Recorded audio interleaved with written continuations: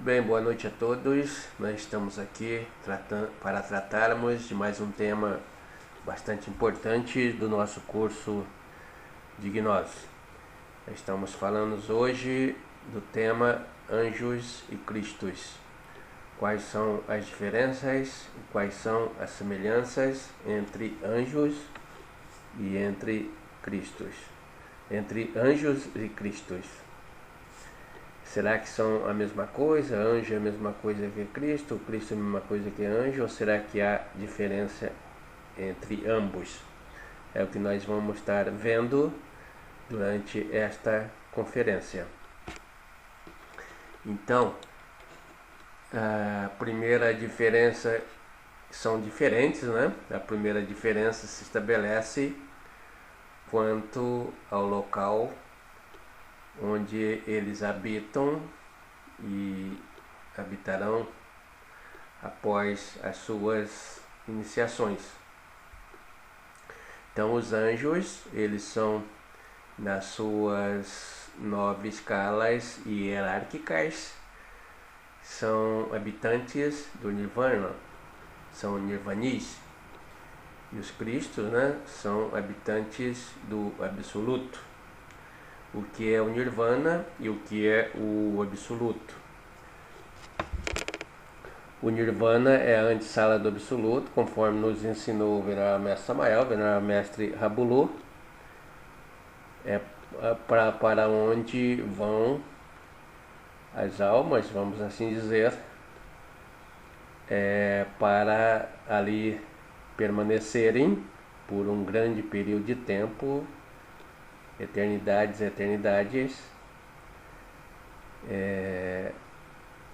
em gozo, né? Vamos dizer assim, como se fossem umas férias bastante prolongadas.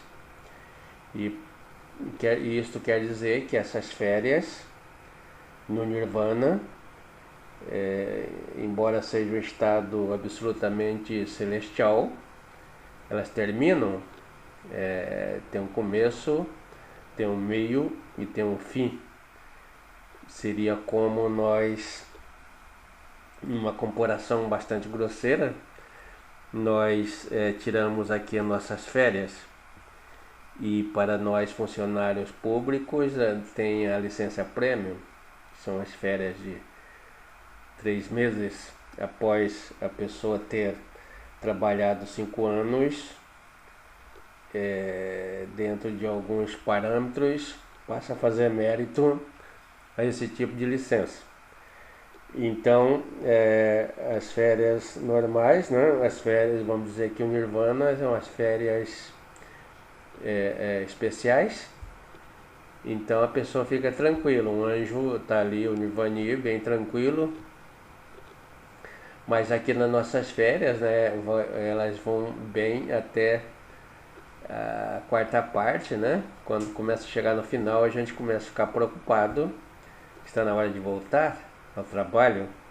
Então, da mesma forma são os nirvanis, os anjos, né? Após aquela eternidade ali no Nirvana, né? Eles voltam após esgotarem as suas possibilidades, após esgotarem os tempos. E já no Absoluto não, o Absoluto é para toda a eternidade. Então, se iniciar como anjo e ir para o Nirvana é ter umas férias eternas prolongadas, mas que tem um fim. E se iniciar como um Cristo, vai-se para o Absoluto, para todo o sempre, eterno e eternamente. Então essa é a diferença entre o Nirvana e o Absoluto. Para entrar no Absoluto tem que despertar a consciência total em 100%, tem que seguir o caminho crístico, que é o caminho reto, o caminho dos 3 fatores de evolução da consciência. E para o Nirvana vão todos os outros iniciados que não despertaram a sua consciência em 100%. Então esta é uma diferença fundamental. Os anjos, eles trilham o caminho da iniciação, chamado caminho de espiral.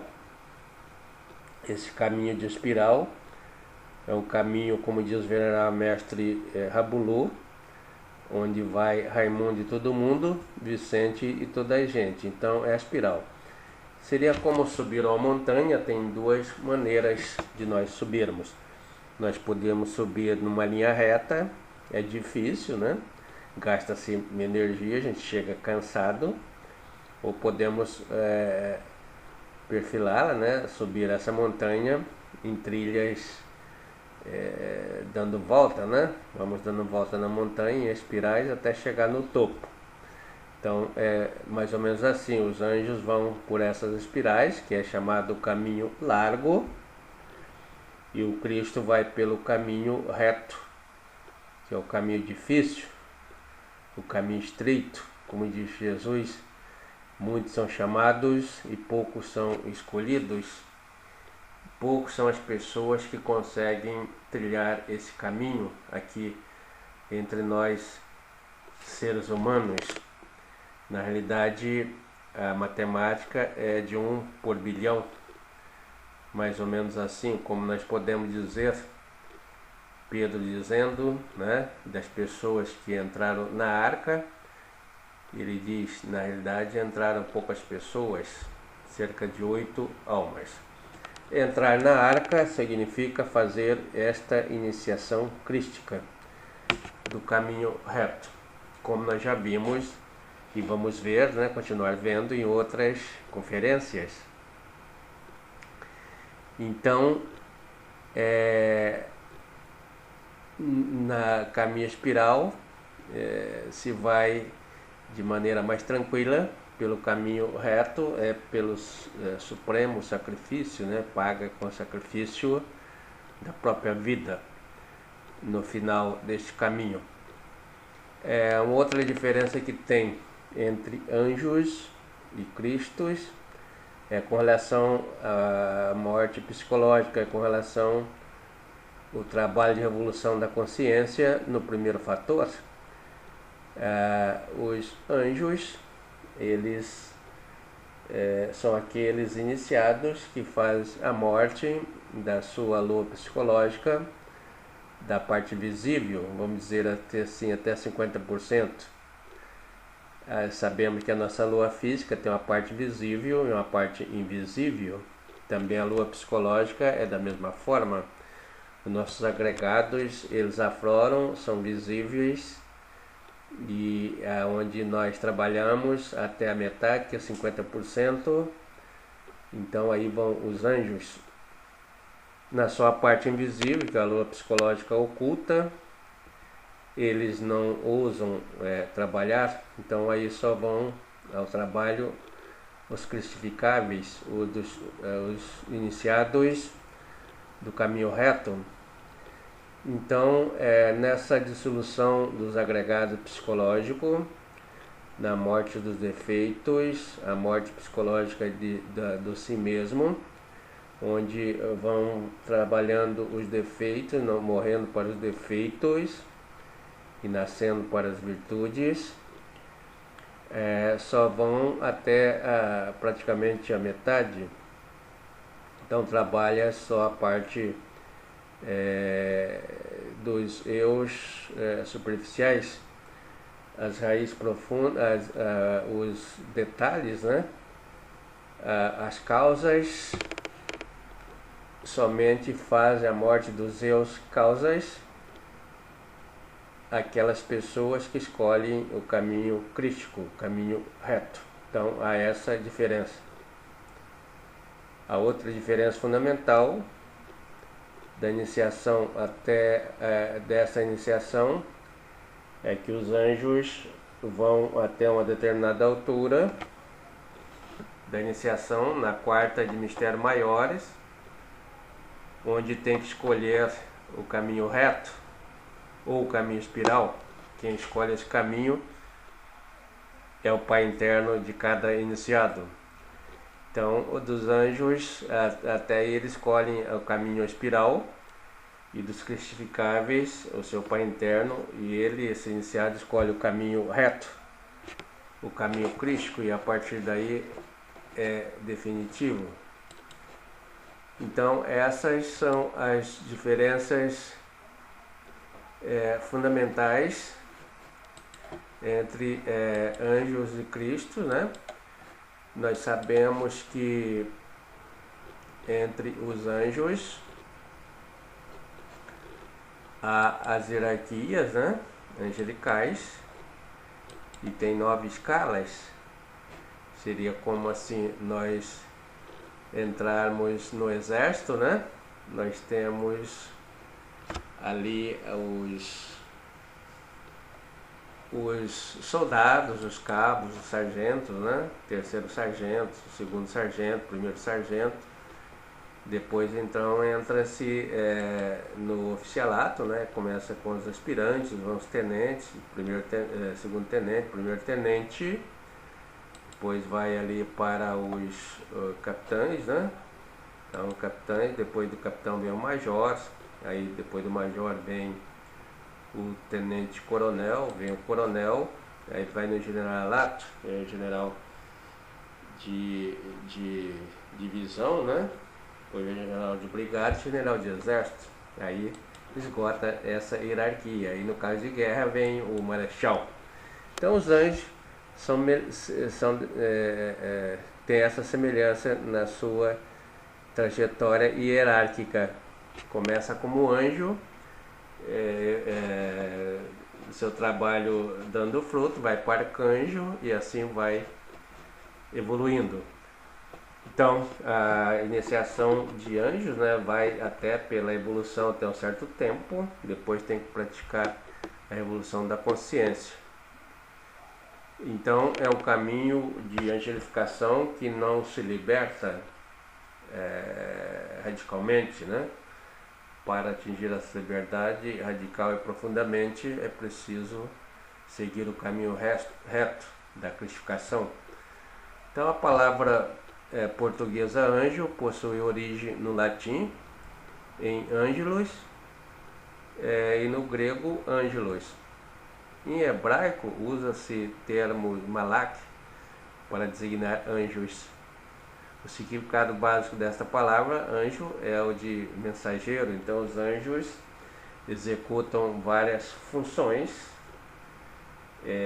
intermediárias, né? Eles são os intermediários, os mediadores, né, entre nós e os seres celestiais.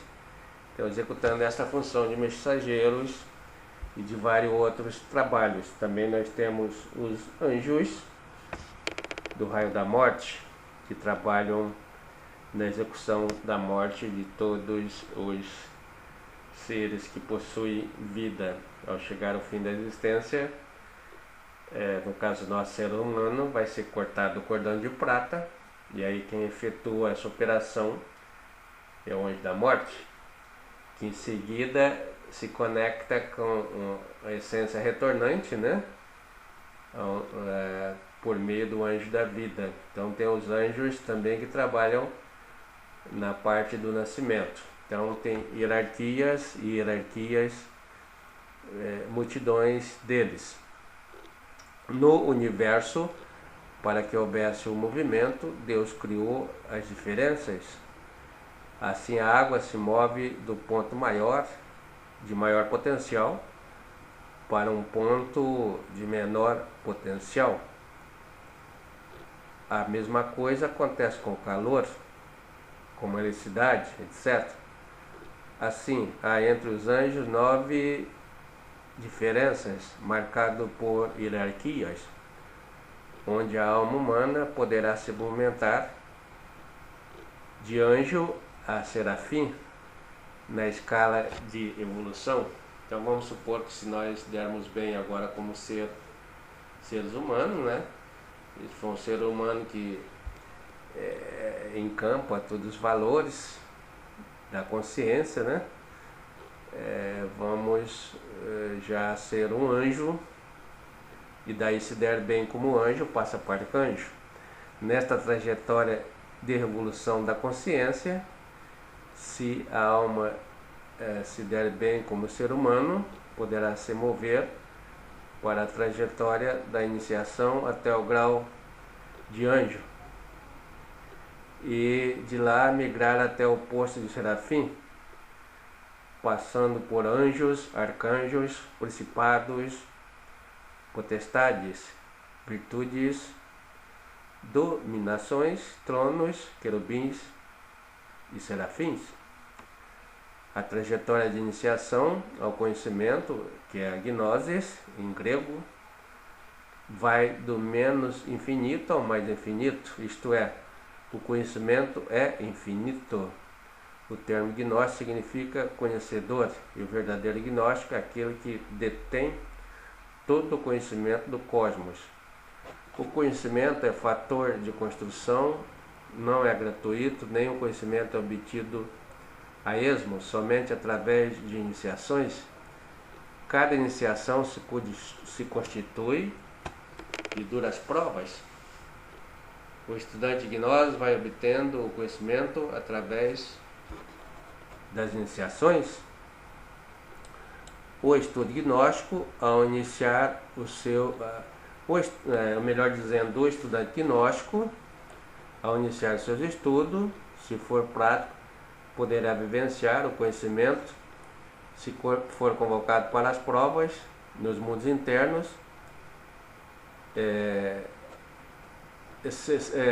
Repetindo, então o estudante gnóstico, se ele for prático, ele vai ser convocado para fazer as provas, e ao ser convocado para essas provas, no mundo interno, vai chegar à sabedoria.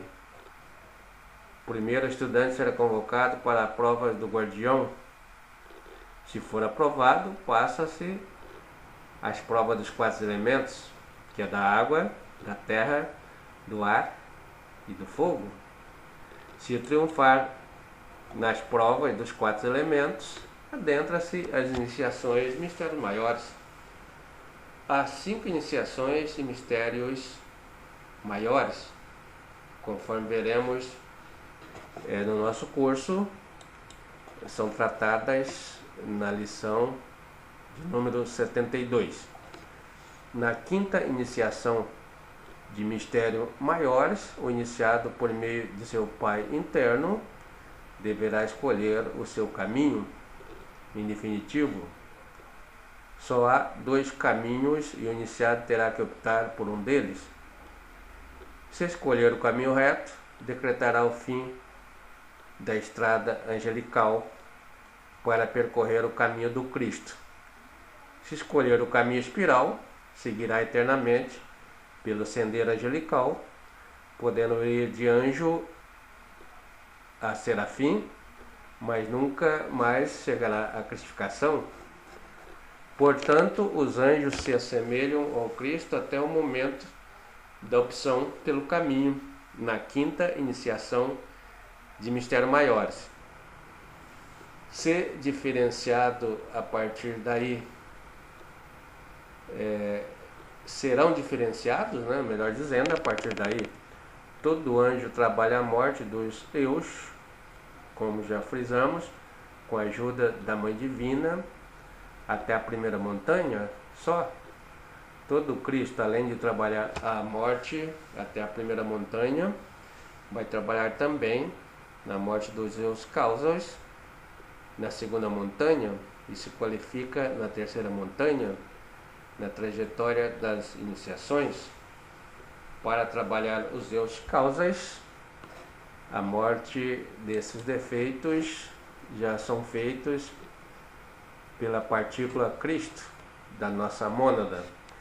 Portanto, os anjos se assemelham ao Cristo, então, em grande parte, se diferencia em outras grandes partes, Todo iniciado a se tornar anjo, arcanjo, etc., se reveste de grandes poderes sobre o cosmos. E este é um problema terrível, porque qual a pessoa que era cabo, vai trilhar as hierarquias militares, chega ao grau de capitão, por exemplo, jamais ele vai querer voltar a ser cabo, né? Ou sargento, ele não quer descer, ele quer subir, porque como cabo ele tinha uma determinada autoridade, e lá agora como capitão tem muito mais autoridade, tem poderes. Então um anjo adquiriu grandes poderes, e para voltar e iniciar o caminho do Cristo tem que abrir mão de todos os poderes, assim como é difícil para o capitão, né, abrir mão de poderes. Imagina para o anjo que já comanda uma galáxia, né, ou comanda um planeta, ou comanda um sistema do cosmos. Então tem um poder enorme para ser utilizado. E ir para o Cristo é reduzir esse poder a zero, não ter poder para nada. O Cristo, que está caminhando o caminho reto, é a pessoa que tem o poder absoluto sobre o cosmos, poder sobre tudo, mas não pode usar esse poder para si próprio. Por exemplo, Jesus Cristo só utiliza esse poder a benefício de seus semelhantes, mediante a autorização de seu Pai interno, como fazia Jesus. Então isso fica muito difícil para um anjo, o fato que o mantém na espiral, ele fica ali para todo sempre, não vai para o caminho reto. O iniciado a escolher o caminho crístico perde todo o seu poder, fica sem nada para si, renuncia a tudo, fica sozinho, abandonado por todos, como Jesus Cristo, por exemplo, foi abandonado pela multidão que libertou Barrabás e o condenou. Foi abandonado por seus apóstolos, até o Pedro o renunciou por 3 vezes. E por último, ficou abandonado, ficou sozinho, porque faz parte da iniciação na cruz, até pelo seu Pai interno, que ele mesmo diz: Pai, por que me abandonaste? Então é necessário que isso se passe para que possa se concluir a iniciação. Então o anjo não suporta este isolamento, né? E nenhum de nós. Então é preciso estar se classificando mesmo. Muito obrigado a todos e até a nossa próxima conferência.